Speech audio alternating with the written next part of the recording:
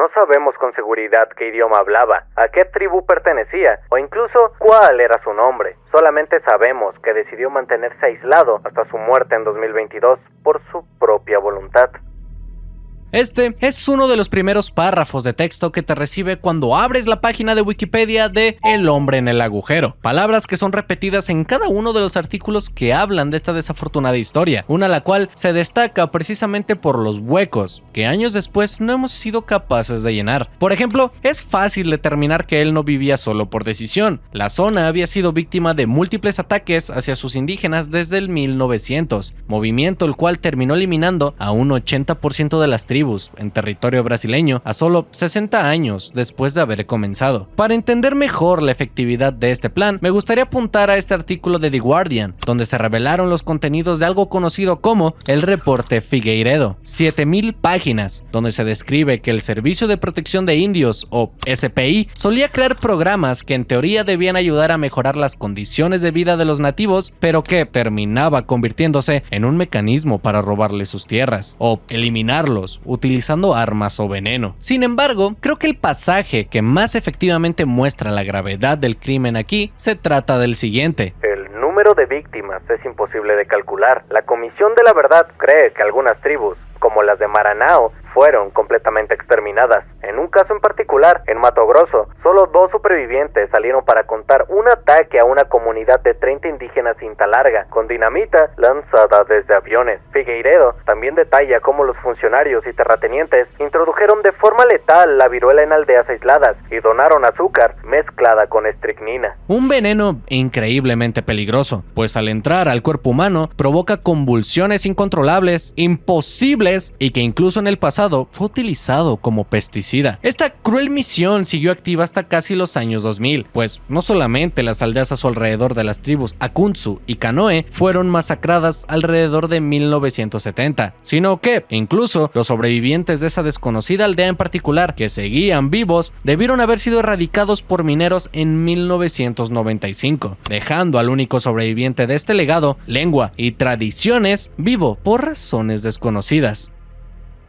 Uno solamente puede preguntarse si realmente haber sobrevivido se trató de un golpe de suerte o el inicio de una maldición. A lo largo de los años han sido reconocidas 50 diferentes chozas creadas por él, obteniendo el nombre de El Hombre del Hoyo, debido a los agujeros de casi 2 metros encontrados en cada una de ellas. Algunos piensan que estas podrían tratarse de trampas para cazar alimentos, mientras que otros encuentran cierto significado religioso dentro de la misma. Altair Al-Gayer, una eminencia que ha pasado décadas protegiendo el territorio de los Tanaru, comentó en una entrevista que no dudo que los huecos estén ligados a su mundo espiritual. Fue gracias a varios esfuerzos de personas como él que, a pesar de jamás haber logrado establecer contacto, se le dio una gran relevancia a su historia. Artículos fueron escritos sobre la enorme cantidad de nativos que aún viven en el Amazonas y cuyos hogares peligraban debido a la deforestación, que se le entregaron herramientas y regalos que le hicieron saber de cierta forma que era vigilado, pero sobre todo que a pesar del aislamiento o las circunstancias imposibles de alcanzarlo, aún era posible contactarlo por métodos poco convencionales, lo que eventualmente terminó consiguiéndonos algunas de las pocas imágenes suyas de las que tenemos registro. También Al-Gayer fue la primera persona que confirmó su muerte. En 2022, y a los 60 años de edad, habiendo sobrevivido a un enfrentamiento en 2009 contra hombres armados, él parecía saber que iba a morir, habiendo decorado la hamaca en donde descansaba su cuerpo con coloridas plumas de guacamaya, pero jamás supo que lejos de la selva donde él vivía, un hombre que nunca conocería había hecho la misión de su vida, destruir gente como él. Tampoco sabía que su historia de resiliencia, sufrimiento y pérdida había salvado a miles de personas de sufrir el mismo destino, y que incluso aquella presencia continuaría cuidando aquellas tierras años después de haberse ido. Pero tal vez lo que sí entendía, viviendo lo que la vida le había entregado y arrebatado, que jamás fue capaz de recuperar una sola palabra en su idioma, un solo suspiro de su historia, una mirada que lo reconociera como un conocido, sino más bien una realización, un sentimiento con el que tuvo que vivir por el resto de su existencia.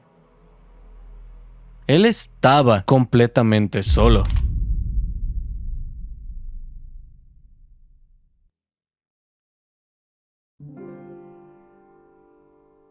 Todos sabemos qué es la soledad, todos la hemos vivido, temido, amado o evitado, pero al mismo tiempo, pocos realmente han experimentado lo que es estar solos. Claro, todos nos hemos sentido abandonados, hemos necesitado evitar a nuestra gente más cercana debido a una variedad de situaciones, sí, pero de una forma literal, no estás solo. Si sales de tu hogar, al lado tuyo debe haber algún vecino. Si vives en un lugar retirado, conoces cuál es el asentamiento humano más cercano para recargar suministros. E incluso, si tú decides abandonar todo esto y alejarte a un lugar inhóspito, debes eliminar cosas como tu celular, que aseguran sigue siendo accesible, incluso tan alejado de aquello que conoces. De esta forma, el aislamiento se ha vuelto una decisión, un esfuerzo, algo que debe ser planeado, ejecutado y continuado si es que realmente decides estar solo. Esto no se trata de una coincidencia ni mucho menos, es un diseño creado en el fondo de nuestro ser, arraigado dentro de nuestras tendencias más animalísticas, la debilidad del individuo. Como animal, el ser humano es patético, no posee el pelaje que permite regularnos climáticamente, que permite a criaturas como los osos polares sobrevivir en climas tan extremos. Como crías nos toma años caminar, cuando en el reino animal las suyas están listas para correr y sobre todo, como fuerza bruta, no somos capaces de mantener nuestro puesto como superdepredador contra los reyes del reino animal. Es ahí donde existe la fortaleza humana, su gente, su tribu, es en fuerza, en los números y una buena estrategia donde somos capaces de sobresalir, de sobrevivir, porque ya sea en el alunizaje, en replicar el ADN o los videos del perro pendejo ese, existe un equipo solventando las falencias de los integrantes, uniendo fortalezas, entregándonos la posibilidad de romper los límites que como individuos han sido puestos sobre nosotros. En la modernidad, la soledad no es solamente una decisión consciente, es una debilidad, algo que debe ser evitado a todo costo, un estado que, en donde encontrarnos por un periodo extendido de tiempo, es considerado como una tortura. En un artículo de la BBC del año 2013, el representante de las Naciones Unidas sobre tortura, Juan Méndez, habla sobre las secuelas psicológicas que el aislamiento involuntario, o como es conocido más coloquialmente, confinamiento solitario, puede tener dentro de los prisioneros. Y necesito que recuerden que no solamente hablamos de delincuentes confirmados, también son inocentes, como prisioneros de guerra o víctimas de gobiernos opresivos quienes caen dentro de estas prácticas. Abriendo la historia, describiendo el brutal encarcelamiento de Tabir, un criminal en el norte de África, quien se oponía al régimen y por sus crímenes de opinión fue encerrado en un cuarto desnudo con solamente una pequeña ventana como compañía, donde pasó días encerrado en completo silencio. Silencio que solamente sería interrumpido por los alaridos de los otros prisioneros que eran torturados a su alrededor, pero que sorprendentemente había llegado a disfrutar. Una idea inconcebible hasta que vemos cómo es que los describe desde esa claustrofóbica perspectiva. Ese sonido me ofrecía cierto consuelo, pues se trataba de la única confirmación de que seguía vivo en un mundo compartido por otra gente. El artículo no se detiene ahí, habla de prisiones modernas en Estados Unidos, que no son más grandes que una cama doble, pero se han quedado sin ventanas u otro tipo de conexión al mundo exterior que no sea un televisor. Se habla de prisioneros en el Reino Unido, que les han quitado incluso la posibilidad de ir al baño y son vistos como animales empujados al punto de la disociación. O nuevamente, opositores a regímenes de Europa del Este, que son sometidos a torturas continuas que les exigen aferrarse a lo poco que conocen de sí mismos, su identidad, su ser, cuando no pueden confiar en su entorno o quienes ven a su alrededor. Pero sobre todo habla de una realidad, de un miedo primal que puede ser explotado dentro de cada uno de nosotros. Para algunas personas hay algo aterrador en que lo pongan en un lugar donde están completamente solos, aislados de los demás y donde no puedes conectar con otra persona.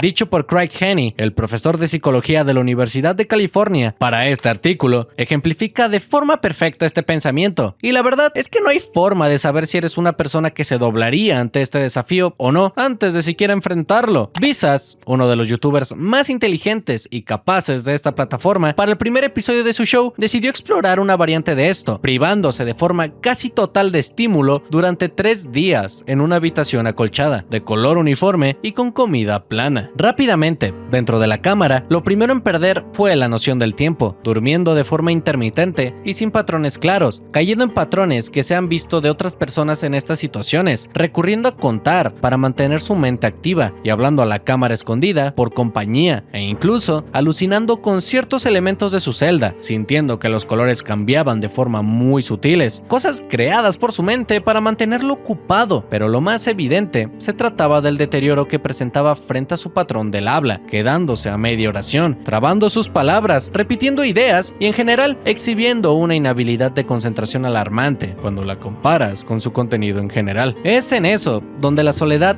puede llegar a ser peor que la muerte, encerrándonos en un cuarto claustrofóbico del que la única salida involucra vivir la podredumbre de tu piel, la decadencia de tu mente, pero sobre todo el paso de cada segundo erosionando tu espíritu. En este video exploraremos una idea simple, así es, esta sigue siendo la introducción. Gente que por cualquier motivo alguien debió haberse aislado y volvió para contarlo. Claro, no siempre será la misma historia o los mismos factores que lo llevaron a la soledad, pero a pesar de que las diferencias nos pueden enseñar cómo fue que eventualmente lograron vencerla, lo que los une es que cada una de estas personas vivieron en carne propia algo que ningún tipo de humano está listo para enfrentar. Querida audiencia, antes de comenzar a explicar esto, necesito preguntarles algo. ¿Qué crees que es peor? Si tú sabes que caerá sobre ti una situación negativa, ¿qué preferirías? ¿Que fuera un accidente del que no tienes control? ¿Una decisión que tomaste por tu cuenta? ¿O que esta caiga sobre ti como una forma de castigo? Tal vez parezca una pregunta sencilla, pero como veremos, entre más avanzamos, cada uno de estos escenarios cuenta con características que terminan convirtiendo esto en una verdadera pesadilla.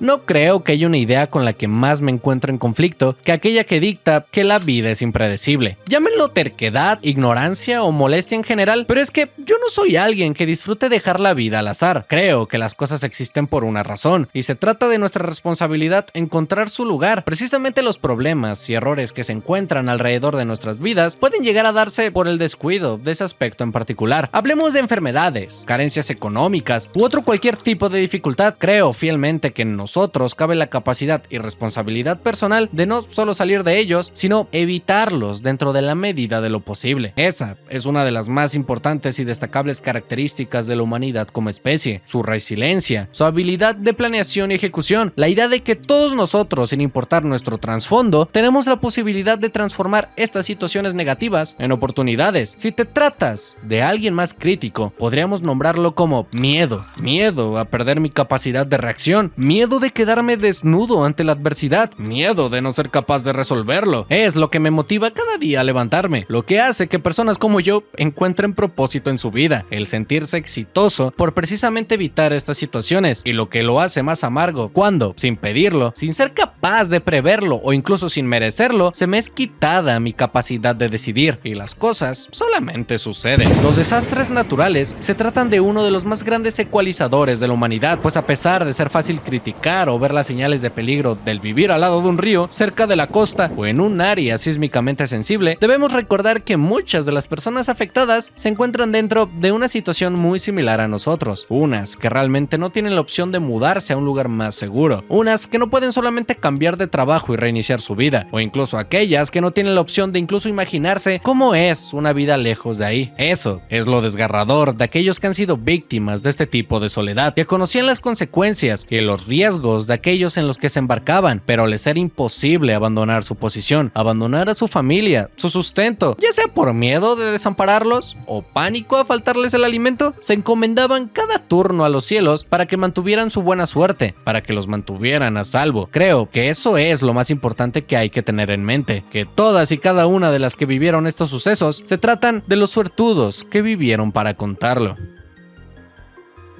Al mar no hay que tenerle miedo, hay que tenerle respeto. Es una frase que creo muchos no comprendemos en su totalidad, y es que no existe en la Tierra otro lugar que esté igualmente ansioso de recordarle a la humanidad que no pertenece ahí en lo absoluto. Olas del tamaño de edificios, que por años su existencia fue negada, criaturas extrañas que no comprendemos aún en su totalidad, junto con ecosistemas completos que funcionan con reglas completamente alienígenas. El océano siempre se tratará de un recordatorio constante de que a pesar de tratarnos de la cima de la cadena alimenticia, jamás seremos los reyes indiscutibles del mundo donde vivimos. Es precisamente por esto que aquellos trabajos que necesitan cruzar estos cuerpos acuáticos son tan bien pagados. No solamente los riesgos son elevados, igualmente lo es la desconexión total de la sociedad, atrapados durante largos meses en ese navío, con un limitado número de personas que pueden hacerte compañía. En un estudio realizado por Vía Médica, se encontró que no solamente los marineros suelen sentirse extremadamente solos dentro de esa profesión, sino que este aislamiento afecta negativamente su salud mental de formas considerables. Me gustaría resaltar el cómo, en varias de estas expediciones, muchos de los trabajadores suelen venir de diferentes países y culturas, lo que crea nuevas barreras a bordo que dificultan aún más la comunicación y el sentido de pertenencia. Y es que, cuando no hay a dónde ir o recargarse después de una larga jornada, tampoco hay oportunidad de deprimirse, ni tampoco de buscar un reemplazo. Eres parte de un equipo y todos sufren si tú te atrasas, lo que fuerza a estas personas a ignorar su misma salud por el bien de la expedición, tal como es expuesto en el papel. La resiliencia psicológica de todos los demás tipos de buques y participantes disminuye drásticamente cuando aumenta la soledad en el trabajo, excepto en los buques portacontenedores. Los marineros que trabajan en buques portacontenedores, en comparación con otros tipos de buques, experimentan mayores niveles de carga de trabajo debido a las frecuentes escalas en puertos y a las operaciones asociadas al transporte marítimo de corta distancia. Esta intensa carga de trabajo a menudo les deja con poco tiempo libre, lo que les dificulta incluso encontrar tiempo para dormir. En consecuencia, es posible que no perciban tan aguadamente los sentimientos de soledad a bordo debido al ajetreo de sus tareas. Por lo tanto, a medida que aumenta la sensación de soledad en el trabajo, su bienestar psicológico y su resiliencia no disminuyen. Más bien, dada la naturaleza exigente de sus operaciones, pueden tener necesidad de soledad en medio del intenso ritmo operativo, de atranque y de maniobras a bordo. Todo eso para decir que, incluso aunque estas personas no se encuentren literalmente solas, se tratan de tal vez lo más cercano que alguien podría encontrarse dentro de un ambiente laboral, controlado y soportable por la gente, manteniéndose en compañía solo por una tecnicalidad, una bastante escueta, pero que aún te permite la posibilidad de encontrar amistad, comunidad o apoyo que haga esto más llevadero. Pero es que, bajo estas circunstancias tan únicas, incluso aquel delicado balance que tomamos por sentado puede ser destruido. En mayo del 2013, y para la tripulación del Hatscon 4, parecía tratarse de un día más de su rutina. La vida se trataba de una lenta para un remolcador cuyo único propósito era el apoyar a una enorme plataforma petrolera que se encontraba a 30 kilómetros de la costa de Nigeria. Tal vez algo de mal clima, pero nada destacable para los 13 marineros que se encontraban a bordo. Tal vez parezca un negocio peligroso, y es que lo era, pero considerando el boom petrolero que tuvo el área, para mucha gente se trataba de una oportunidad única para mantener a su familia adelante. Este es precisamente el caso de Harrison Okene, hombre que antes del 2010 jamás había pisado un navío de ningún tipo, cosa que cualquiera de sus compañeros podrían haber notado, debido a que define sus primeros 3 días en alta mar como una tortura, tal como reporta la BBC en su artículo. Aunque me gustaba el agua, desde el momento en el que subí al navío tuve mareos y estuve 3 días arrastrándome por el piso, vomitando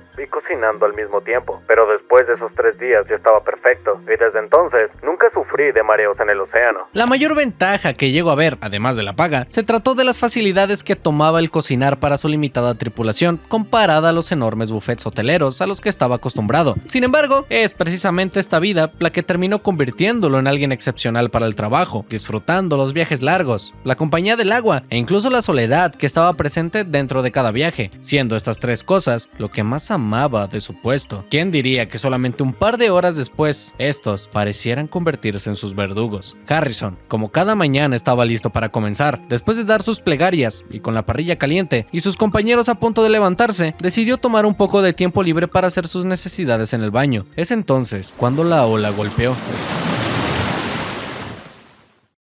Le tomó un segundo paniquearse, claro, hasta que el cubículo comenzó a llenarse de agua. No le habría tomado mucho, aproximadamente entre 1 minuto o 2 según sus propios cálculos, tiempo el cual le tomó la pequeña nave para descansar en el fondo del mar, a 30 metros de la superficie. Pero por más que quisiera decirles que debido a que fue poco tiempo la situación igualmente fue tranquila, lamentaría mucho más mentirles. Según él, lo primero que sucedió debido a la fuerza del golpe fue que el retrete salió disparado hacia su cabeza, siendo capaz de ver la sangre esparcirse en medio del agua que poco a poco comenzaba a robarle el aliento. Pero lo peor era lo que no veía. El barco cayó rápidamente en caos, escuchando afuera de su cubículo, oyendo cómo poco a poco esta gente con la que en 3 años le habían hecho compañía, lo habían apoyado a lo largo de estos eternos viajes, gritaban por ayuda, sollozaban plegarias, otros gritaban en confusión, apenas despertando ante este escenario de pesadilla. Hombres que se le habían acercado para contarles de sus miedos, de sus penas, incluso sus ideas bobas, ahora se estaban aferrando a la vida con todo lo que tenían del otro lado de la puerta. Él, desesperado, logró abrir la puerta solamente por encontrarse con un pasillo vacío, antes de que un torrente de agua lo empujara hacia una de las cabinas donde él se preparaba para morir. Y entonces, tan pronto como comenzó, terminó. El silencio se hizo presente y él seguía con vida. Ahora, yo necesito que tengan algo en mente. Nosotros sabemos que él sobrevive. El caso es extremadamente popular y discutido hasta el cansancio, pero sobre todo sabemos que sobrevive debido a que todos estos detalles e información solo pueden existir si nosotros entendemos que alguien debió contárnoslo. Pero me gustaría que por un segundo olvidemos todo eso e intentemos realmente ponernos dentro de los zapatos de esta persona. Sí, sobreviviste, pero no estás seguro. Te encuentras completamente a oscuras, en el fondo del mar, sin saber si es que alguien te está buscando, si será posible salir de ahí en primer lugar, o incluso cuánto tiempo te queda dentro de esa burbuja. En este punto de incertidumbre, no sabes si estás vivo y podrás salir de esta situación, o que las probabilidades están tan puestas en tu contra que incluso tú mismo consideras que has muerto. Pero lo que más me llama la atención de este caso es que durante esas 60 dolorosas horas en las que Harrison luchó por su vida, podríamos considerarlo fácilmente como uno de los hombres más solos del planeta. Y es que incluso el poder quejarse con alguien más se trata de un placer que muchos damos por sentado, el estar seguros de que incluso en la peor de nuestras situaciones nos tenemos los unos a los otros. Estamos juntos en esto, algo tan mínimo que incluso esta pesadilla le habría quitado, como fue descrito de gran forma en el artículo de The Guardian.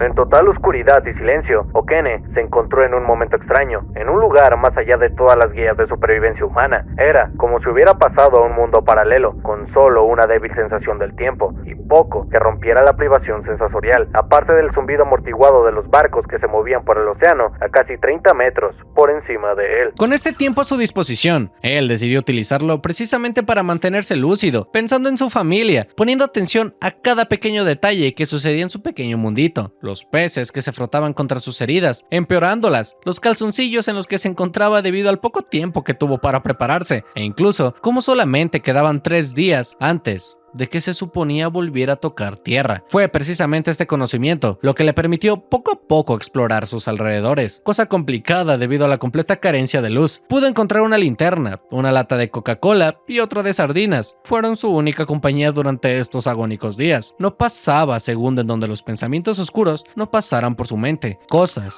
que intentaba alejar con alabanzas y oraciones, junto con repetidos golpes dentro de la coraza del navío, buscando de cualquier forma posible llamar la atención de quien sea lo estuviera buscando, pero que poco a poco comenzaban a ser ahogadas por la inmensidad del mar. Cada detalle era repasado una y otra vez. La repetición pasaba de ser una tortura a una bendición, algo que mantuviera su mente ocupada, algo que la alejara de la idea de que los gritos, los pataleos, la desesperación igualmente sería enterrada bajo toneladas de metal como sus hermanos. Si no, cada pequeño detalle, ruido o repiqueteo podría significar el final de su santuario o la mano que lo salvara. Sus pensamientos debían estar en orden, su alma debería estar tranquila, su cuerpo debía estar listo por mínima que fuera la esperanza, debía luchar por ella, o si no, enloquecería. Intenté acabar con el miedo que tenía delante, porque una cosa que puede matarte rápidamente es el miedo. Ese pánico que te invade, te mata antes de que llegue tu muerte real, porque en el momento en el que empiezas a entrar en pánico, consumes demasiado oxígeno. Milagrosamente, en medio de la oscuridad, la señal por la que tanto rezó apareció, la luz de uno de los rescatistas, que estaban listos para recoger cadáveres. Se sorprendieron al ver un sobreviviente. El traerlo a la superficie no fue sencillo, pues debido a la presión en la que él se encontraba, necesitaría pasar por una cámara de descompresión, pero pareciera que finalmente se había salvado. Había dejado atrás aquella prisión en la que moría lentamente. Pero es que incluso, si todo eso es cierto, jamás dejó de estar solo. 13 hombres salieron a cumplir con su deber, pero él solamente volvió. Nadie para escuchar las bromas de la tripulación. Nadie con quien compartir la historia de su excelente escape. Nadie con quien pudiera compartir su dolor. Él comenta que después del suceso su vida no regresó enteramente a la normalidad. Intentó tomar terapia, sí, pero sentía que nada de lo que le decían podría ser aplicado a su persona. Su esposa, por la que tanto luchó por sobrevivir, su relación terminó en 2015. Sin hijos, sin trabajo, sin propósito. Es como si hubiera vuelto a esa burbuja de la que tanto luchó por salir. Y es que incluso dentro de la victoria existe soledad. Los veteranos de guerra o aquellos que luchan con adicciones necesitan hablar con más personas para entender que sus experiencias, traumas, miedos no son solamente suyos o exageraciones. Pero es que este tipo de sistemas ignora casos que son realmente excepcionales. Por ejemplo, otro caso que igualmente es relevante para este caso, se trata del caso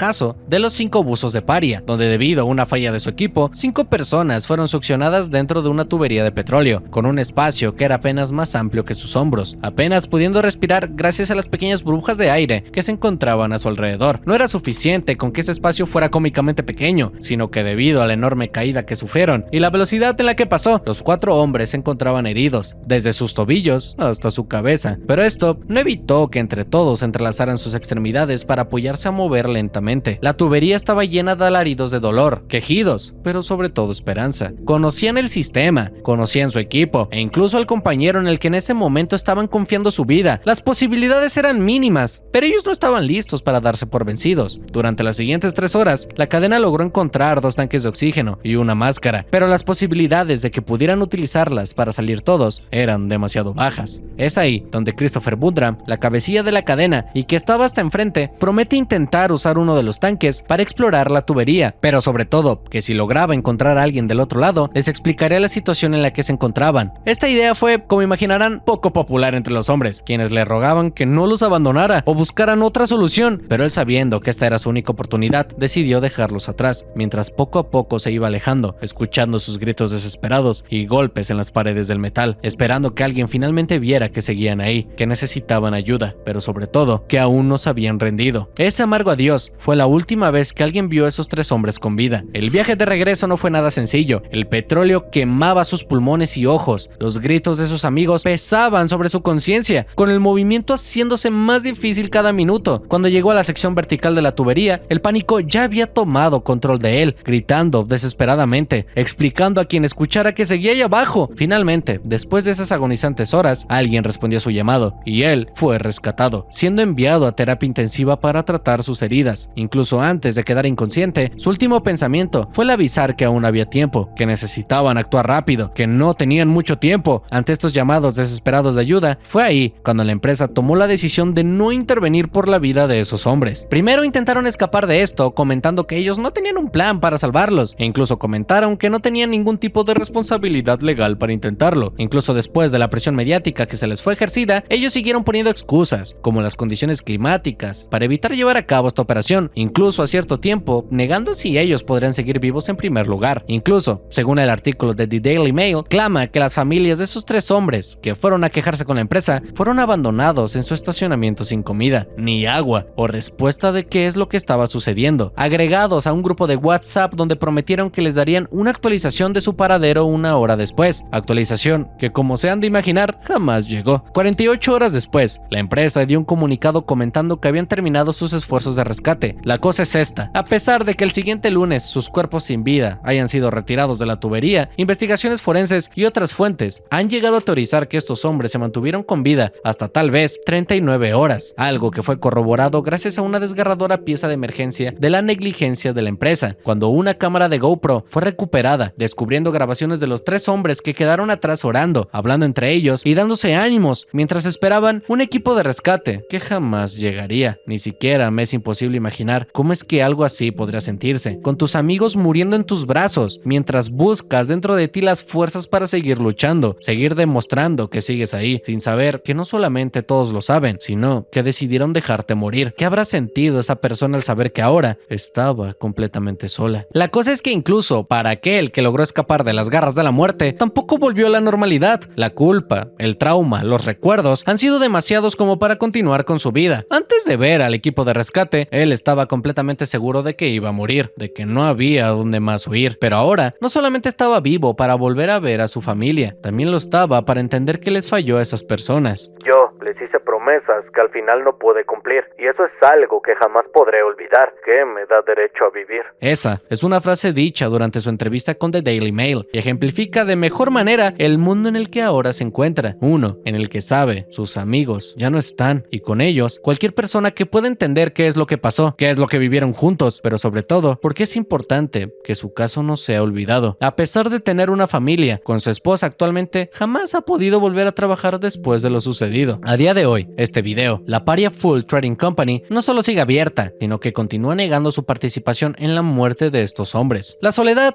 no es la misma para todos. Para algunos puede ser el encontrarse en un lugar lleno de personas que no conozcan. Para otros, la realización de que nadie en el mundo entenderá aquello por lo que pasaste, ni por qué no eres capaz de superarlo. La soledad es así un sentimiento tan diametralmente diferente entre esos ejemplos como similar: la exclusión de una vida normal, el aislamiento como resultado de un evento indetenible, la consecuencia de aquello que no se quiere arreglar, porque a pesar de que estas dos personas vivieron vivencias similares, no son capaces de entenderse mutuamente. Una fue mala suerte, otra algo completamente evitable. Uno pudo continuar su vida usando fe y otro sigue sufriendo hasta el día de hoy la sobra de su inacción. Es precisamente eso lo que los hace casos únicos en su especie, sobrevivientes solitarios, personas con las que absolutamente nadie será capaz de completamente entender. Pero al mismo tiempo, la soledad como destino puede ser algo tan cruel que, no satisfecha con robarte tu destino, tu vida, tu futuro, es también capaz de eliminar tu nombre, tu alma, tu pasado y todos los que alguna vez fueron tus sueños. Botas Verdes se trata de una figura extraña, pues a diferencia de aquellos quienes dejan un legado detrás lo suficientemente importante como para que tengan su propia página de Wikipedia, suele ser porque hicieron algo en vida o incluso muerte. Pero este tal vez se trata del cadáver más útil de la humanidad, llamado Zhuang Paljor, y muriendo congelado en 1996, al haber terminado dentro de uno de los puntos más altos del Everest, su cuerpo fue momificado, paralizado en el lugar donde murió, solo, acurrucado en una cueva esperando que pasara la tormenta. Sin embargo, debido a lo cerca que estaba de la ruta principal para ascender la montaña, rápidamente terminó convirtiéndose en un hito para todo aquel que quisiera conquistarla, ganándose el apodo de Botas Verdes entre aquellos que lo visitaban. Lo curioso es que precisamente en vida, este se trató de un alguacil indio, cuya misión se trataba de salvar escaladores atrapados en la cima, por lo que tanto en vida como muerte, este siguió evitando uno de los destinos más crueles que la Tierra tenía para los escaladores. La cosa es que él murió en completa soledad, lejos de su expedición, de su hogar, de cualquier persona que podría haber conocido en uno de los lugares más inhóspitos del planeta, e incluso conquistado su cima. Si bien se dice que las personas más destacables de la humanidad suelen ir por su propio rumbo, este suele ser una senda solitaria, y no hay mejor ejemplo que este mismo, pues a pesar de ser visto como un ángel guardián o de buena suerte el pasar a su lado, la verdad es que este cuerpo se quedó solo por décadas. Incluso cuando en 2006 otro escalador por nombre de David Sharp murió en esa misma cueva, le tomó mucho menos tiempo al gobierno retirar su cuerpo, nuevamente abandonando a Botas Verdes, donde se quedó hasta 2014, donde según algunos Shepherds, este fue retirado y enterrado. Pero la mórbida curiosidad no me deja de preguntar, ¿la gente que está muriendo sola sabrá lo que está por pasarles? ¿Habrá como los chicos rezando, peleando por una segunda oportunidad, pero por mala suerte jamás la tuvo? ¿Podría haber imaginado que después de muerto se convertiría en parte de la montaña que le quitó la vida? No lo sabemos, en lo absoluto. Lo único de lo que estamos completamente seguros es que en la cima del mundo, venciendo uno de los retos que la humanidad por años intentó dominar, no había absolutamente nadie con quien compartir esa vista. Viendo todo lo que el cuerpo y la mente sufre durante estos últimos momentos, queda solo una pregunta: ¿quién escogería un destino así de cruel para uno mismo?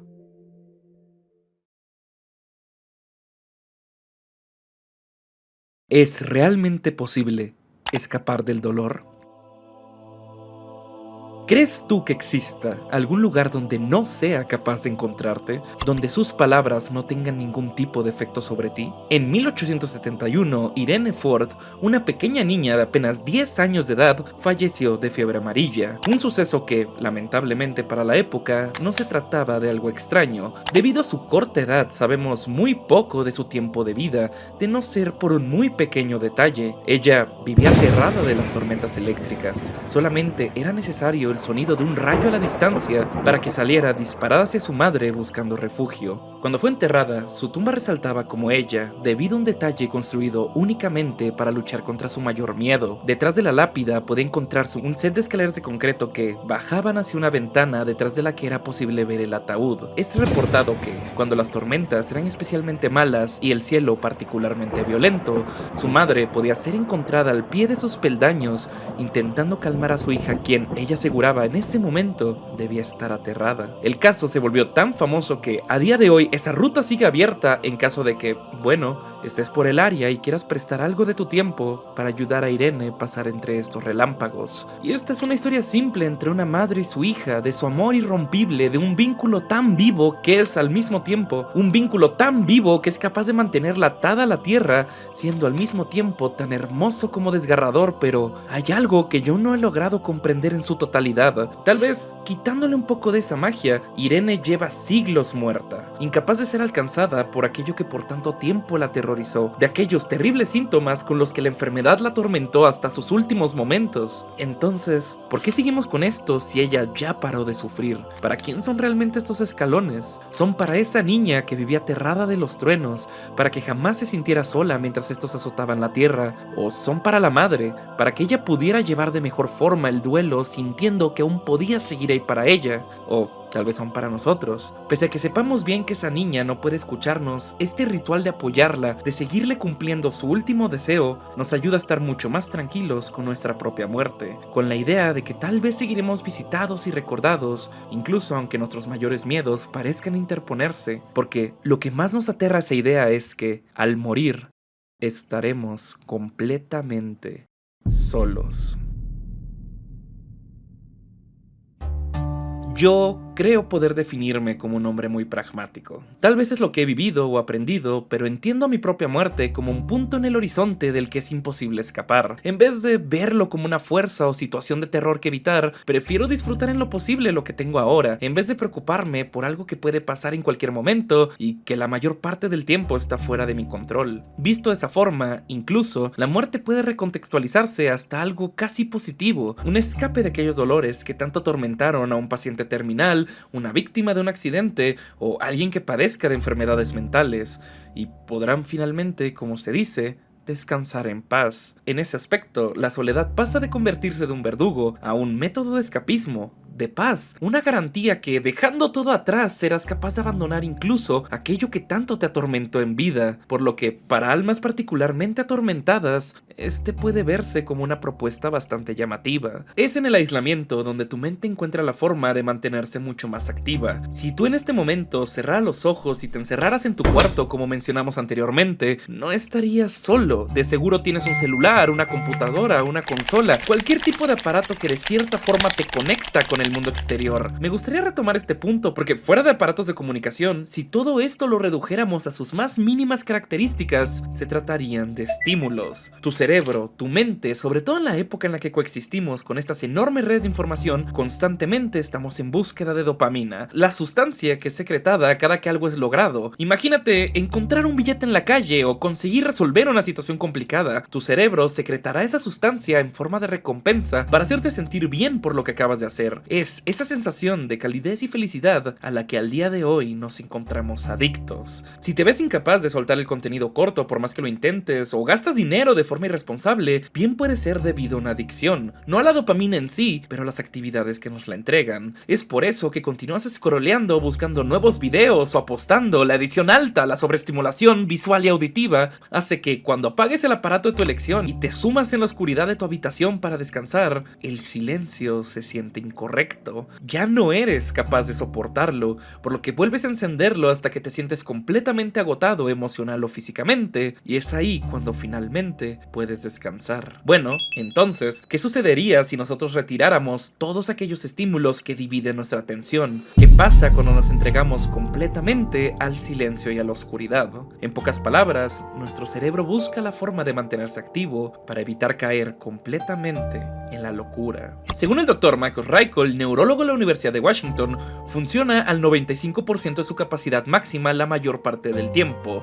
Tiene una actividad en el fondo tremenda. Entonces, la verdadera pregunta que tenemos es, ¿qué diablos es lo que hace tu cerebro? Como fue explicado de gran forma en el artículo de Headspace, la investigación del Dr. Raichle determinó que, cuando el cerebro se encuentra separado de estímulos, existe un aumento considerable en su actividad, mayormente en actividades autorreferenciales, lo que significa que comienzas a pensar de forma más introspectiva sobre ti, tus recuerdos, tus proyecciones a futuro, qué es lo que sientes en ese momento, cómo se encuentra tu cuerpo y más. Si sumas todo esto, ves que hay algo bastante central, algo que tiene que ver con el hecho de que hay un yo, que soy yo. De esta forma es como podríamos explicar aquella iluminación de la que se habla de antaño, aquella que solamente se obtiene cuando vives en completa soledad, aquellos quienes le dedicaron su vida entera al estudio y la devoción religiosa, quienes son normalmente en los que pensamos cuando hablamos de este estilo de vida. vida. Curiosamente, para todo lo que se suele hablar de la insolación de los monjes que ha existido alrededor del mundo, esta se trata de una idea que ha sido disputada en la actualidad. En un increíble artículo de American Magazine por Michael Dosh, donde él decidió darse un retiro espiritual en un monasterio en Nuevo México, obviamente le costó adaptarse a las carreteras de tierra, los estrictos horarios y el abandonar otros placeres de la vida moderna, pero lo único para lo que no estaba preparado para enfrentarse era el silencio. El silencio me mareaba, implicaba muerte, falta de actividad y un vacío sobre el que se cernía la palabra aburrido en luces intermitentes. Eso es lo curioso, porque para muchos de nosotros esos monasterios están sumidos en el silencio y la soledad, pero la verdad es que estamos muy errados con esa interpretación. Los monasterios viven en hermandad, ya sea rezando, meditando o encargándose de las labores alrededor de la casa, todos contribuyendo, e incluso los más ancianos atendiendo con devoción a las lecturas, manteniendo un sentimiento de comunidad que es muy difícil de encontrar hoy en día. Pero entonces, ¿no somos nosotros los que verdaderamente están solos? El silencio describía de mejor forma mi vida fuera del monasterio que la vida de los monjes. Me paso horas mirando las pantallas, a menudo solo y aislado. Vivo en una ciudad abarrotada y competitiva, donde alguna vez un muy famoso residente aconsejó: si lo que quieres es un amigo, cómprate un perro. A pesar de esas ruidosas horas felices en los bares y las cenas exorbitantes, es bien sabido que la gente está hambrienta de conexión, harta de las conversaciones superficiales y de vivir como extraños que temen decir lo que realmente sienten y quiénes son en realidad. Es entonces cuando la soledad tal vez es vista como algo bueno, un escudo que permite que renazca el sentimiento de comunidad que ha sido sepultado bajo todas estas capas de ironía moderna, lo que permite al conocimiento, la investigación y la hermandad florecer. Es este mismo ambiente lo que ha permitido que sucedan algunos de los más improbables escenarios que la humanidad tiene registro. Por ejemplo, ¿sabías que conocemos de al menos un hombre que vivió toda su vida sin haber visto jamás a una mujer? Mihailo Tolotos es una persona bastante peculiar, incluso para los inflados estándares de la humanidad. Nacido de una madre que no conoció debido a su muerte prematura, el huérfano fue depositado bajo el cuidado del monasterio en la cima del monte Athos, el cual desde el año 1060 había prohibido la entrada a hembras, ya sean humanas o animales, en su totalidad. Esta no se trataba de la única cosa que lo destacaría en el mundo moderno. Desde su niñez, él rechazó completamente varias acciones de higiene personal, que según el credo lo distraían de sus obligaciones en el monasterio, junto con promover la vanidad, tales como bañarse, cortarse el pelo o rasurarse. Pero incluso dentro de esta vida estrictamente religiosa, él era descrito como un hombre solitario, alguien que se alejaba del resto de su gente para sumirse en la lectura, siendo recordado como un estudiante devoto. De hecho, de estas secciones de lectura es en donde vino su único contacto con una mujer, viniendo de las interpretaciones que allí encontraba junto con múltiples relatos de la Virgen María, algo extremadamente destacable para este nivel de estudio religioso, pues es considerado como uno de los mayores célibes de la historia. Pero esta no se trata de la única razón por la que es recordado. En su obituario se comenta que él tampoco tuvo un automóvil, o viajó en avión, o incluso vio una película dentro de sus 82 años en esta tierra. Y por esta devoción al estudio es que precisamente se le dio un entierro especial, pues pensaban que la pureza que definió su vida debería extenderse hasta su muerte. La vida de Tolotos es importante, pues, incluso después de haber vivido en este nivel de aislamiento de todo el mundo exterior, escuchando de placeres y tentaciones que todos en el resto del monasterio vivieron, él se alejó de todo lo que nosotros consideramos como el mundo real y fue feliz. De hecho, en sus registros es comentado que no tenía ningún tipo de interés por él mismo, demostrando aún más que incluso si para el resto del mundo estás completamente aislado, de muchas formas esa siempre va a ser una decisión personal. Puedes encontrar un acompañamiento entre las palabras, los libros o incluso tu mente para sobrevivir a estos escenarios extremos. Pero incluso cuando la soledad se trata de una decisión, hay gente que completamente decide sumergirse en ella. Desde músicos hasta terroristas, de artistas a dictadores, mucha gente ha decidido tomar por completo el aislamiento voluntario como una forma de vida. Incluso después de haber estado bajo el escrutinio público, múltiples personas deciden alejarse del reflector cuando llega su momento. Solamente por mencionar algunos, Stanley Kubrick, el gran director legendario quien famosamente durante su vida detestó la fama y la publicidad de Hollywood, hizo todo lo posible para volverse inaccesible antes de su muerte, no solamente alejándose mudándose por completo a Reino Unido, quedándose en la mansión Chilwickbury desde 1978 hasta su muerte en el 99, llegó tan lejos su desaparición de las cámaras y las entrevistas a lo largo de los años que Alan Conway, un estafador inglés, se hizo pasar por él durante la década de los 90 para generar ingresos de esas apariciones públicas, incluso no solo interfiriendo con la creación de su último proyecto, sino creando una película entera basada en el caso. Steve Ditko fue uno de los más importantes contribuyentes de cómics de la historia, co-creador de personajes tan legendarios como Spider-Man, Doctor Strange, The Question, Squirrel, o con sus dibujos encontrados en miles de números de las colecciones de los fanáticos. Se trataba de alguien quien, famosamente, negaba todo tipo de apariciones que se le eran pedidas, o al menos no continuaba ninguna después de 1968. Esto es algo esperado cuando consideramos que hablamos de una figura tan importante para la industria.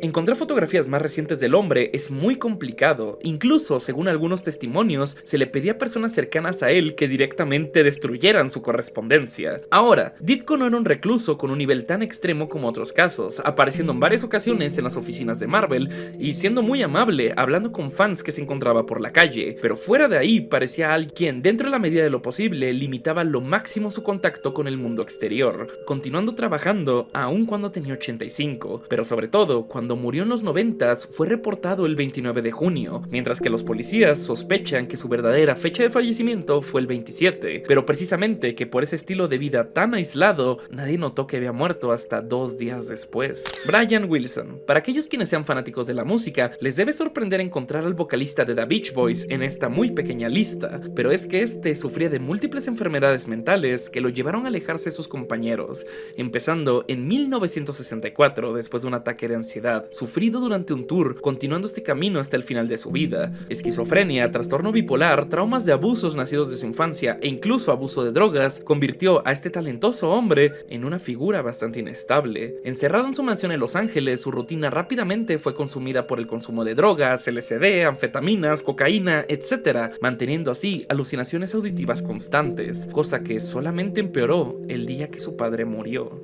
A partir de aquí, era cada vez más raro verlo en la sociedad. Incluso hubo un periodo de 2 años donde se sabe no dejó su hogar por miedo a cómo lo verían por sus trastornos, como fue compilado en un artículo de The New York Post. Cuando el mismísimo Brian habló de este periodo de su vida, lo describió de la siguiente manera: en aquella época las enfermedades mentales no se trataban de forma directa, la gente ni siquiera admitía que existieran, era vergonzoso decir que lo eran y habían ideas muy extrañas sobre cómo tratarlas.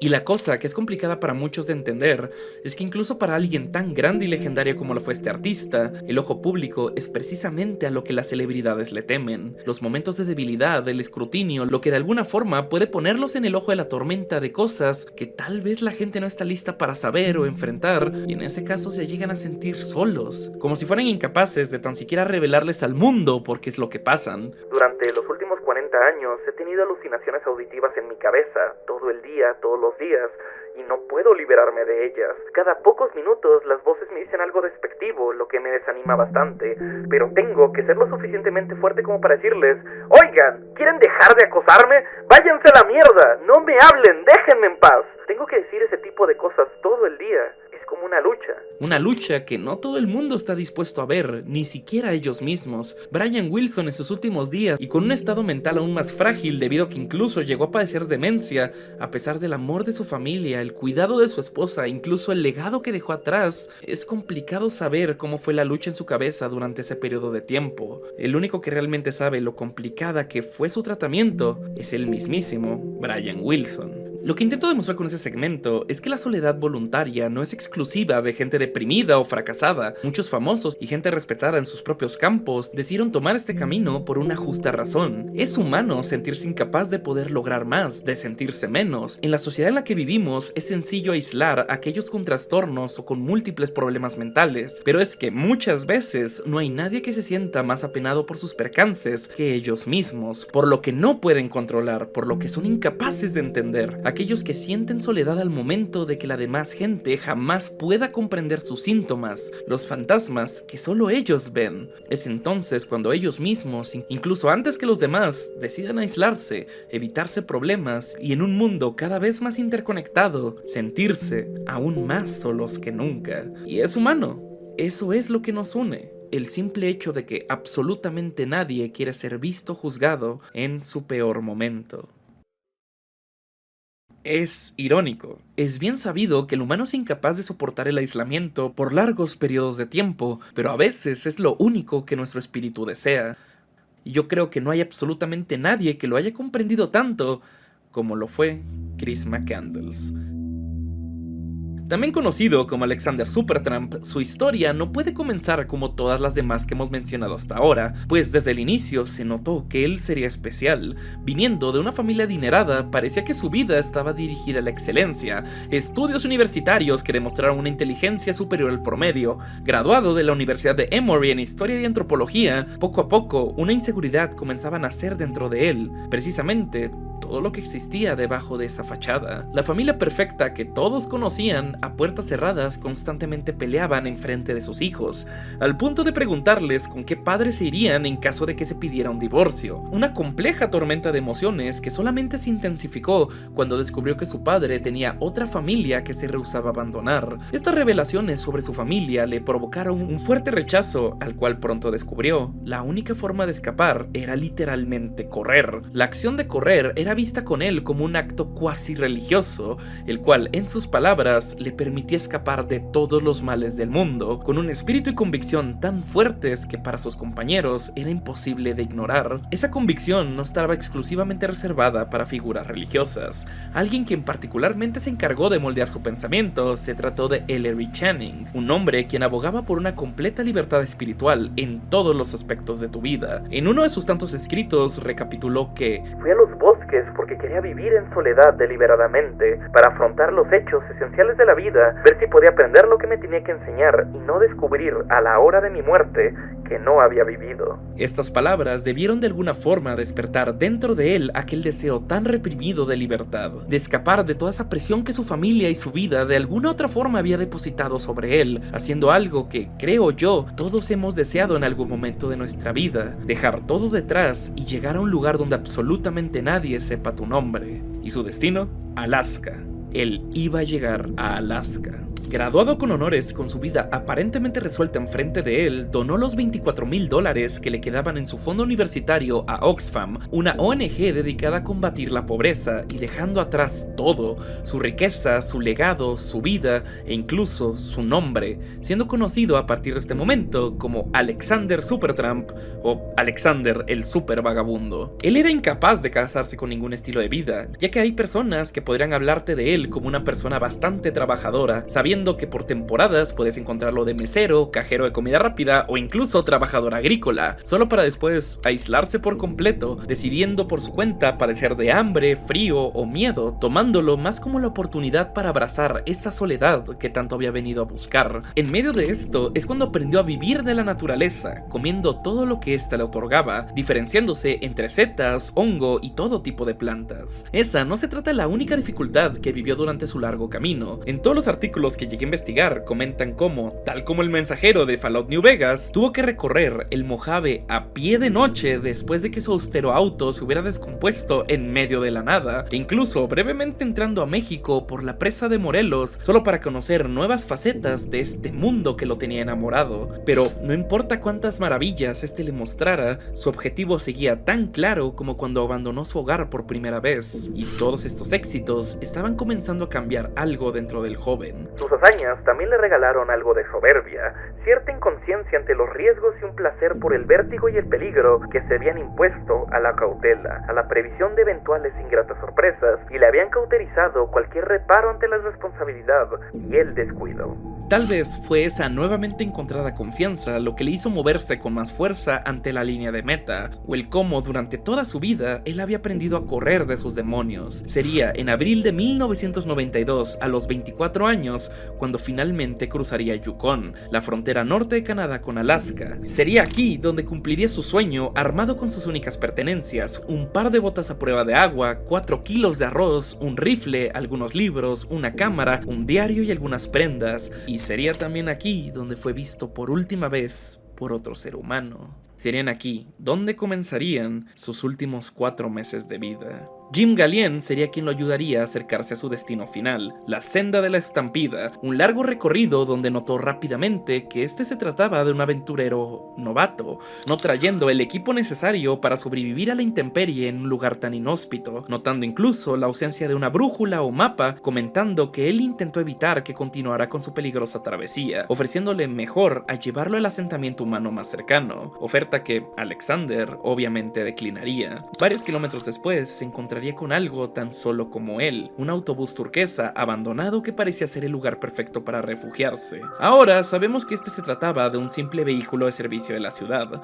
pero para alguien en su situación, esta aparición no puede verse como algo menos que un milagro. Poseía una cama, estufa, pero sobre todo, un lugar que podía ser suyo en medio de la absoluta nada, algo que, como él, también era claro fue creado para cumplir otro propósito, pero que ahora esas ambiciones se encontraban increíblemente lejos, siendo tomado por cazadores o viajeros como él, tan lejos de lo que alguna vez llamaron hogar. Es por eso que él decidiría darle un nuevo nombre, oficialmente bautizándolo como el autobús mágico. El único registro que nos queda de sus días dentro del autobús se trata del mismo diario que él llevó. Curiosamente, estos se trataban de escritos bastante escuetos, con las páginas mayormente usadas para describir lo que había comido en esos días, con varios artículos que podían ser como 2 ardillas, puercoespín, pato. Pero si necesitabas confirmar su verdadera falta de experiencia sobreviviendo a la intemperie, solamente debemos centrarnos en lo que pasó cuando nos describe qué es lo que pasó con un alce que encontró en el día 43. Por desgracia, al llegar al día 48 escribe: ¡Ya hay gusanos! El humo parece ineficaz. No lo sé, parece un desastre. Ojalá no le hubiera disparado a ese alce, una de las mayores tragedias de mi vida.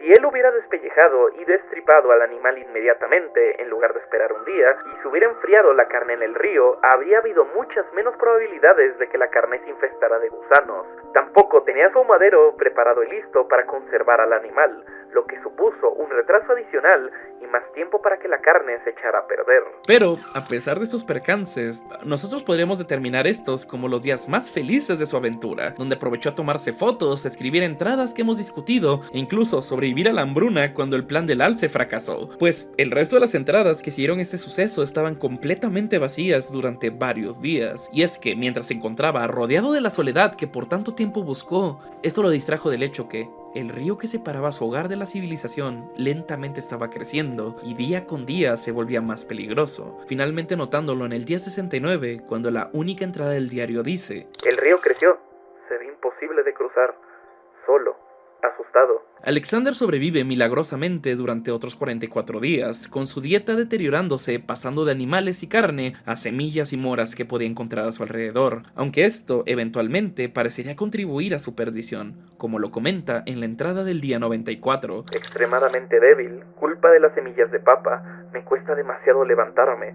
me estoy muriendo de hambre, gran peligro. Algo que me gustaría remarcar es que necesitamos entrar al artículo del experto que he referenciado en otros momentos de esta investigación, donde comenta múltiples errores que Alex cometió durante su travesía, y esta se trata de otro ejemplo que nos demuestra lo mucho que Alex llegó a sobreestimar sus habilidades de supervivencia. A diferencia de la papa doméstica, las semillas de papa silvestre son en realidad una legumbre, conocida también como la Hediosarum alpinum o Besa alpina. Son las que las tribus Inupiat y Denaina utilizaban como fuente de alimento. Las semillas contienen L-canabaína, un aminoácido natural no protogénico, es decir, que no crea proteína, y que para las personas sanas suponen un riesgo mínimo, pero para aquellas que se encuentren en un estado de inanición proteica pueden ser increíblemente peligrosas, especialmente si se consumen en grandes cantidades.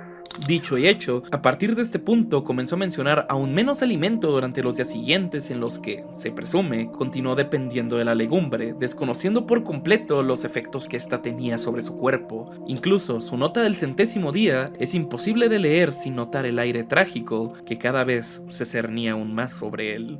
¡Día 100! ¡Lo logré! Pero en la peor condición posible. La muerte se cierne sobre mí como un verdadero peligro, demasiado débil para caminar. Literalmente me he quedado atrapado en la naturaleza. Es a partir de este momento donde el alimento se reduce a un nivel alarmante, teniendo su última comida, un par de hermosas moras azules en el día 107 y sobreviviendo a ciencia cierta hasta el 113, en donde el diario se detiene por completo. Pero, ¿quieren oír qué es lo más trágico del asunto? A menos de 1 kilómetro dentro de su base se encontraba un ferry manual que podría haber tomado si tan solo él hubiera sabido de su existencia. Ahora, yo sé que todos ustedes saben que Alexander muere al final de la historia, pero la verdad es que su actitud hacia su muerte varía mucho dependiendo de cuál sea lo que tú consideras como su último escrito, pues cuando estaba seguro de que moriría, decidió dejar una nota a las afueras de su camión en medio de que alguien soportara aquella sofocante soledad y lo encontrara. Atención, posibles visitantes, SOS, necesito su ayuda. Estoy herido, al borde de la muerte y demasiado débil para salir de aquí. Estoy completamente solo. Esto no es una broma, en nombre de Dios. Por favor, quédate para ayudarme. He salido a recoger vallas cerca de aquí y volveré esta noche. Gracias. Chris McCandles. Agosto. Fecha desconocida. Esto pinta una imagen de que, en su mayor momento de debilidad, Alexander volvió a su nombre, a su fe, a los deseos humanos de conexión, rogando que finalmente alguien lo sacara de esa fantasía en la que él mismo decidió perderse. Y aunque esta es la conclusión a la que los libros, las películas y los videos han llegado, para hacerlo debemos ignorar algo demasiado importante. Una foto, igual de solitaria y perdida que él, dentro de su rollo fotográfico, de un hombre delgado con una enorme sonrisa, el cual sostiene el siguiente mensaje. Tuve una vida feliz y le agradezco al Señor. Adiós y que Dios los bendiga a todos. Si él murió como Christopher McCandles, aterrado en sus últimos momentos, o como Alexander Supertramp completamente liberado, es algo que absolutamente nadie en este mundo sabe. Es una verdad que murió en soledad en medio de la naturaleza, tal y como él lo hubiera querido. Pero, lamentablemente, no todos aquellos que murieron en soledad tuvieron la posibilidad de escoger ese destino.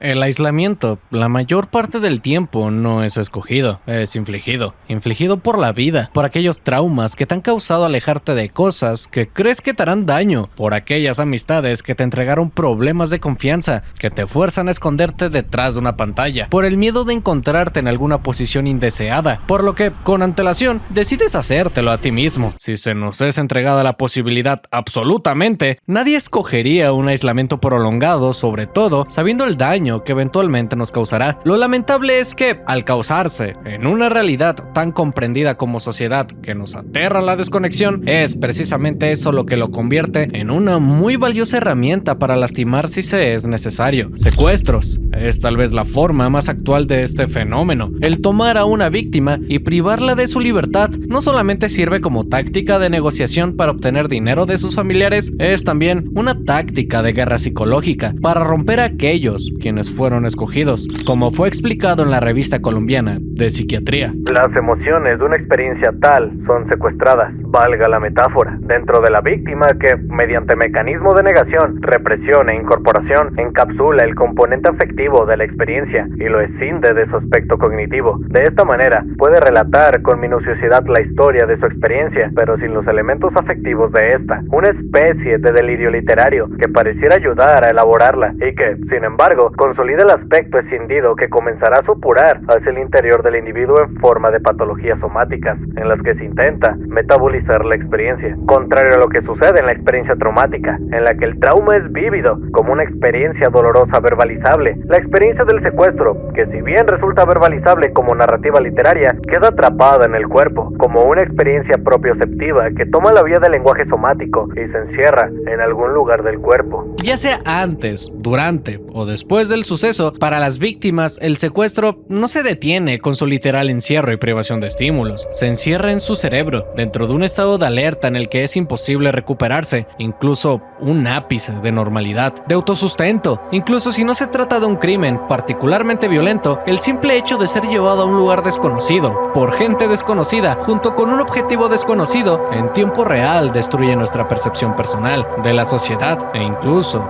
de la libertad, que en el mayor de los casos creará secuelas imposibles de borrar. Esto es considerando que, en el mejor de los casos, la víctima es liberada sana y salva en cuestión de horas o días, pero la verdad es que entre más alguien es mantenido bajo ese control, es posible completamente aislar a la mente del cuerpo que alguna vez habitó, de su agencia, de sus sueños, reprogramar por completo lo que alguna vez fue, hasta que queda un cascarón solamente preocupándose por la supervivencia de lo que ahora reconoce como su mundo entero. Casos han existido de personas que bajo estas circunstancias, con sus deseos y derechos despojados, han muerto en vida, abandonando por completo aquello que fueron alguna vez y sobreviviendo en completa soledad, más de lo que cualquiera, por piedad, debería haberse mantenido. Y es que para algunos el infierno se encuentra a miles de kilómetros bajo tierra, y para otros eran aquellas personas en las que más confiaban. El título de monstruo, a pesar de lo infantil o reduccionista que pueda llegar a sonar, ha sido ganado únicamente por personas cuyas retorcidas acciones son capaces de dejar en ridículo a aquellas creaciones que en la ficción desesperadamente han buscado llenar esa definición. Gente que en la soledad no solo perdieron su libertad, se les fue arrebatado su futuro, su salud, pero sobre todo, incluso su agencia en decidir si este infierno, por lo que ellos tuvieron que pasar, podría haber terminado antes. Un escape que para bien o para mal, ellos tampoco podían aceptar. Creo yo que absolutamente todas las personas que se encuentran en esta sección del video son sin lugar a dudas monstruos. Joseph Fritzl se trata de alguien cuyo nombre en cualquier búsqueda que realices fue reemplazada por el título El monstruo de Amstetten, una persona cuyo pasado nos presenta aquellas profundas cicatrices que jamás se borrarán, pues a pesar de que comenzaron a mostrarse señales de aquel intelecto que tanto lo caracterizaba, su vida estuvo aún más marcada por carencias. En el libro sobre el caso Secrets of the Cellar, John Glatt comenta que su padre murió en la Segunda Guerra Mundial cuando él solo tenía 6 años, ante lo que su madre intentaría criar a su joven hijo con violencia física y verbal, pero a pesar de todo eso, él dijo amar y admirar profundamente a su madre, incluso cuando ella abusó sexualmente. Ahora, a pesar de que tanto en el libro como la Wikipedia y otras fuentes que reportaron esto, él ha llegado a negar esto durante años, sin embargo, durante su juicio sería donde más hablaría no solamente de su infancia durante la época de guerra, sino también de deseos incestuosos sobre los que según él jamás actuó, pero tomando en cuenta cosas que dijo durante esas mismas entrevistas, dejan a duda. Mi madre era tan estricta como era necesario, la mejor mujer del mundo, y yo era su esposo en cierto modo. Ella era la jefa de la casa, pero yo era el único hombre. Yo logré reprimir mis deseos. Este retorcido amor familiar parece ser una de las motivaciones detrás de sus crímenes, pero ya hablaremos de eso más adelante. Para sus 40s, este se trataba de un miembro bastante respetado de su comunidad, un ingeniero eléctrico, quienes incluso la policía que lo capturaron fue descrito como un hombre muy inteligente. Para sus vecinos, él se trataba de un gran y afectuoso abuelo, pero para su familia existían varios aspectos suyos que preferían no hablar en público, no solo como que era un padre autoritario y un esposo controlador, quien justificaba su dureza con la forma en la que él había aprendido a crecer durante el periodo nazi. Lo más horrendo del caso es que si tú decides buscar información sobre lo que sucedió aquí, muchos suelen adjudicar el inicio de sus crímenes en 1984. Esto tiene sentido ya que se trata de la conclusión a la que la policía llegó en el lejano 2008. Sin embargo, existe evidencia para pensar que la planeación de su pecado realmente pudo haber comenzado en 1978, tomando como base los permisos que recibió de la ciudad para extender el sótano de su hogar el año siguiente. Cosa sencilla de obtener, pues para entonces la Guerra Fría estaba a todo lo que daba, por lo que ver a alguien haciendo un enorme hueco en su hogar no era extraño. Incluso aquellas compras que parecían más sospechosas que cualquier otra, como las camas o el horno, tomó precaución de comprarlos a las afueras de la ciudad. Esto es algo que necesitamos tener en mente. Joseph tuvo 6 años para arrepentirse de lo que estaba a punto de hacer, y para la ciudad o su familia, todo el proceso de construcción nunca fue un secreto. Todo indica que esto fue algo completamente planificado. ¿Qué es lo que construiría? En registros policíacos y mapas, un hogar falso sin ventanas de pasillos angostos, cuartos diminutos y apenas suficiente espacio para 2 personas de 60 metros cuadrados en total. En palabras del mismo Fritzl, un lugar para finalmente alejar aquella adicción fuera de control de lo que tanto padecía. Su hija. En 1984, Elizabeth Frizzle, de entonces 18 años de edad, bajaría al sótano para ayudar a su padre, quien le pidió asistencia para montar una puerta con la que tenía problemas. Una vez ahí, este procedería a drogarla y encerrarla en su sótano. Es aquí donde ella pasaría sus siguientes 24 años en completo aislamiento del mundo exterior. Los primeros días fueron los más difíciles. Originalmente el sótano era oscuro, húmedo y helado. Ratas que a veces tenía que agarrar por su cuenta, o tal vez un calor abrasador que llegaba en verano y que elevaba las temperaturas al nivel de un sauna insoportable. Pero habían dos cosas que eran suficientes para romper la voluntad de cualquier persona. Lo primero era su literal barrera con el mundo, una pesada puerta que se cerraba con un candado electrónico, cuya combinación solo él conocía, y que si ella en algún momento intentaba abrir, una fuerte descarga eléctrica la terminaría desmayando o matando. Lo que realmente la terminó destruyendo fue la razón por la que ese cuarto fue creado en primer lugar. Descrito como un hombre decente y de buenos valores, él había notado que su hija Elizabeth era diferente a sus otros 6 hijos que tuvo con su madre Rosemary, pues parecía que ésta se estaba desviando de precisamente esos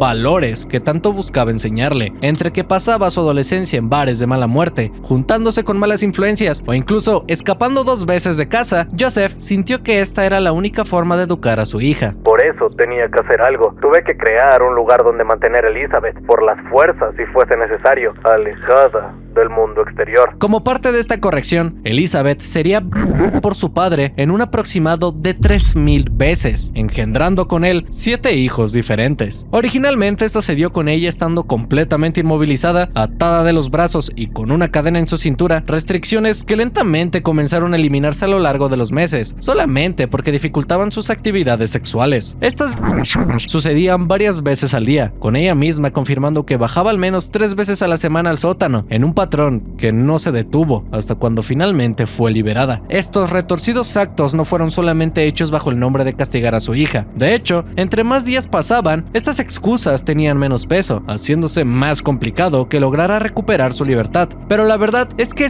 veía a su hija con una lujuria incontrolable. Y la verdad, no hay absolutamente nada que pueda decir yo que exprese de mejor manera ese deseo que sus propias palabras. Siempre supe a lo largo de todos esos 24 años que lo que estaba haciendo no era correcto, que debía estar loco para hacer algo así, pero que podía llegar a ser un acontecimiento normal, llevar una segunda vida en el sótano de mi casa. Sabía que hacía daño a su hija, pero finalmente el impulso de ser capaz de probar el fruto prohibido fue demasiado fuerte. Consideré una y otra vez si debía dejarla ir o no, pero no fui capaz de tomar una decisión, aunque, y quizá precisamente porque sabía que con cada día que pasaba me juzgaría más severamente por lo que había hecho, pero tenía miedo de que me arrestaran y de que mi familia y todo el mundo se enterara de mi delito, hasta que un día ya fue demasiado tarde para liberar a Elizabeth. Soñaba con tener una familia amplia desde que era pequeño, explica Flitz después de evocar a su madre, una mujer fuerte a la que adoraba y que echó a su padre de casa. Tener hijos con su hija era una idea preciosa para él. Tener una verdadera familia, también abajo en el sótano, con una buena mujer y un par de hijos. Ya sé, intentó vender la narrativa de que él era un hombre bueno que cuidaba a sus otros hijos, entregándoles ropa, comida o flores para su hija. Por otro lado, el abogado que le tocó buscó justificar sus acciones, buscó vender aquellas acciones como su encierro o la forma de forzar a realizar este tipo de actos que eran la muestra de un padre devoto. Sin embargo, Elizabeth pinta una imagen demasiado diferente. No solamente se negó a mantener contacto con ella durante los primeros 5 años de encierro, comentó que si en algún momento se le ocurría negarse a entregarse a él, se desahogaría con los chicos, ya fuera pateándolos o insultándolos, y en casos mucho más extremos, apagando por completo la corriente eléctrica para que ellos se quedaran en completa oscuridad mientras pensaran en lo que habían hecho, cosa que se diferencia enormemente de esa imagen de una familia feliz bajo tierra. La verdad es que cuando él bajaba al sótano, todo el mundo se mantenía callado y buscaban complacerlo como pudiera. Cuando él estaba aquí, todo se callaba. Él era todopoderoso. Su forma de comunicarse era utilizando groserías. Nos insultaba a mí y a los niños cuando estábamos en la mesa comiendo, y si alguien sostenía mal el cuchillo o no quería comer, nos insultaba. No dejaba que los niños desarrollaran su propia personalidad, no permitía que los niños tuvieran voluntad propia. Eros se trató de algo que odió cada pequeño segundo del proceso, pero en el fondo, abandonada de su familia y amigos, e incluso en el silencio de las visitas de su padre, quien venía por solo una cosa, empezó a reencontrar amor que, como vimos antes, Joseph vio como un nuevo pilar para manipularla. Las amenazas comenzaron a extenderse a ellos, que que si ella era incapaz de seguirle cumpliendo, él llenaría esa cosa que todo el mundo creyó, sus amigos, sus hermanos, pero sobre todo Rosemary, su fiel y sumisa madre. Llegaron demasiado lejos para mantener esta mentira, con Frizzle obligando a Elizabeth a escribir cartas desde el sótano para reportarse con su madre e ir a otras ciudades para enviarlas, creando una compleja red de mentiras, historias y desgracias ficticias que distraen su mirada a kilómetros de distancia a cualquiera de unir los puntos. Por lo que, cuando empezaron a llegar bebés a la puerta de sus padres, que su hija rebelde ya no podía cuidar y ahora rogaban por su apoyo, no solo los mantenían, pues parecía el único contacto que volverían a tener con Elizabeth, sino que también apoyaba esa imagen de hombre responsable de familia que de forma tan desesperada buscaba. Una persona que perdió a su hija, pero por sus valores los sacaría todos adelante. Algo fácil cuando esas paredes lograban contener su pecado, cuando ahogaban los gritos de una mujer siendo violentada, los insultos de cada pequeño enojo que tenía hacia su familia, pero sobre todo, lo lejos que llegaría para cuidar esa imagen que siempre quiso tener. Michael Frizzle es un niño diferente a cualquier otro que ha nacido en el mundo. Nacido en el sótano como sus hermanos, en su infancia jamás conoció la brisa del aire en su rostro, los rayos del sol, un anochecer o incluso un mundo que no fueran esas cuatro paredes. La gran diferencia con ellos es que él jamás los conocería. Víctima de un embarazo particularmente complicado, al tratarse de un gemelo, él llegaría al mundo con problemas de respiración. Su madre le pediría y rogaría que lo llevara al mundo exterior para que pudiera encontrar ayuda, cosa a lo que Joseph se negaría rotundamente. ¿Por qué? Bueno, eso es algo que incluso él mismo no sería capaz de responderte. No sé por qué no ayudé. Simplemente lo pasé por alto. Pensé que el pequeño sobreviviría. Michael moriría solo 66 horas de nacido, en los brazos de una Elizabeth desconsolada, aislado del resto de un mundo que jamás tuvo la oportunidad de conocer. En 1900, nieta Avril cayó enferma de gravedad a los 19 años. Con sus hermanos e hija, le rogaron que por favor la llevara al hospital para salvarle la vida. En este tiempo, parecía que su carácter se había suavizado. Ahora tenía 73 años y según algunas fuentes, incluso había comenzado a pensar en liberar a Elizabeth junto con los chicos, ya sea en su muerte, pues pasado cierto tiempo, la puerta eléctrica se abriría permitiéndole salir, o tal vez abandonándola en otra ciudad. Ya no era la autoridad ahí que alguna vez lo fue. En el hospital, él procedió a contar la historia que llevaba ya 2 décadas practicando, cómo su madre había escapado y le había dejado la responsabilidad a él, que no sabía dónde estaba Elizabeth y que necesitaba apoyar a su nieta. El problema es que incluso si la historia fuera real, la chica presentaba claras señales de negligencia, con los músculos atrofiados, piel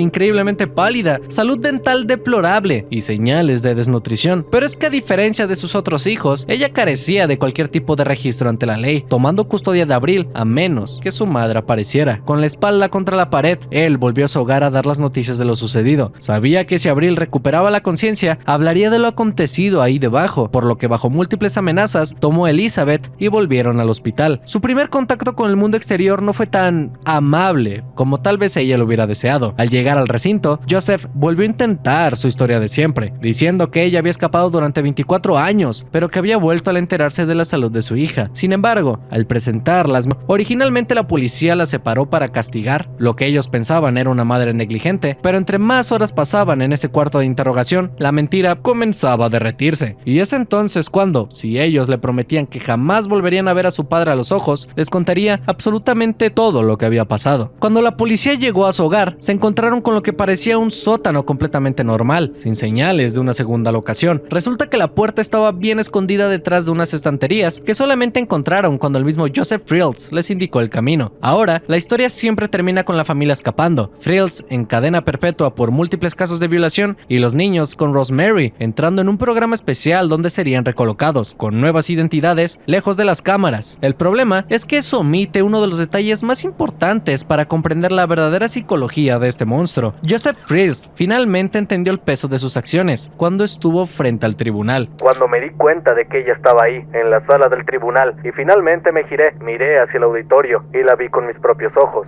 De repente, me sentí muy avergonzado. Apenas podía soportar escuchar lo que decía, afirmó Frizzle, quien, hasta ese momento, había negado los cargos de asesinato y esclavitud. Ahora quería el castigo más severo. Al final de su vida, ahora Frizzle estaba igualmente en una celda, alejado de toda la familia que alguna vez tuvo, completamente solo en contra de su voluntad, atrapado detrás de cristales antibalas, 7 puertas de seguridad y vigilancia en todo momento. Pero incluso con todo esto, no se parece nada a la celda de Elizabeth, como fue resaltado en una de sus pocas entrevistas por el periódico alemán Bild, como un hombre educado y risueño, que esconde de forma bastante afectiva la locura por la que fue atrapado en primer lugar, incluso bromeando con el reportero en un par de ocasiones, presentándose de la siguiente manera: Joseph Frizzle, hola, pero no tengo que presentarme, ustedes ya me conocen, soy volver con ella, pues siempre le ha sido fiel, pero sobre todo, cuando le preguntaron de su hija, a pesar de inicialmente decir que no quería hablar de eso, está convencido de que no solo sus hermanos lo siguen amando, Elizabeth igual, y que ella ya debe saber que lo que pasó ahí abajo durante 24 años era amor. Esto es lo que realmente separa a monstruos como Frizzle de criminales convencionales. Eso es lo que convirtió a Joseph Frizzle en el monstruo de Amstetten. Está encerrado, sí, pero en su propia mente, donde siempre será el padre ejemplar, miembro respetado y esposo amoroso que está convencido de que sigue siendo. Y tal vez sea bueno que gente como él se encuentren solos, completamente solos, en una realidad donde sean incapaces de lastimar a nadie más. Yo, I ain't here for the money, I ain't here for the fame.